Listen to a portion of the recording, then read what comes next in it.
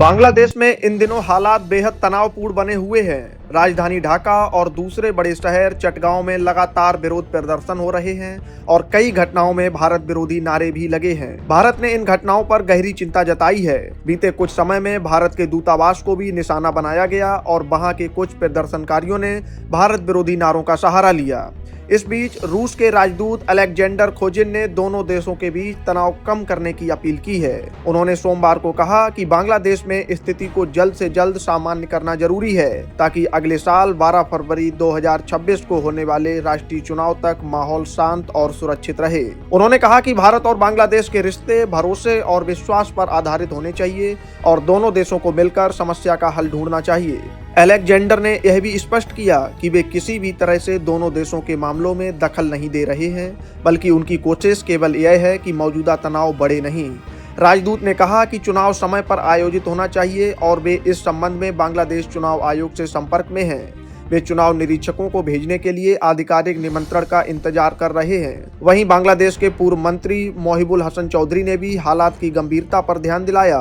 उन्होंने कहा कि राजधानी ढाका और चटगांव में स्थिति बेहद तनावपूर्ण है, खासकर क्योंकि सत्ताधारी सरकार कुछ चरमपंथी पार्टियों और संगठनों को खुला समर्थन दे रही है या उन्हें उकसा रही है। उनका कहना है कि चुनाव नजदीक आते ही यह आंदोलन और भी तेज हो गया है और यह संभव है कि सत्ता में बैठे लोग चुनाव का शेड्यूल टालने या अपनी सत्ता बनाए रखने की कोशिश कर रहे हैं। पूर्व मंत्री ने यह भी बताया कि इन आंदोलनों में ऑनलाइन प्लेटफॉर्म का भी इस्तेमाल किया जा रहा है। यूट्यूब और अन्य सोशल मीडिया चैनलों के जरिए लोगों को भड़काया जा रहा है।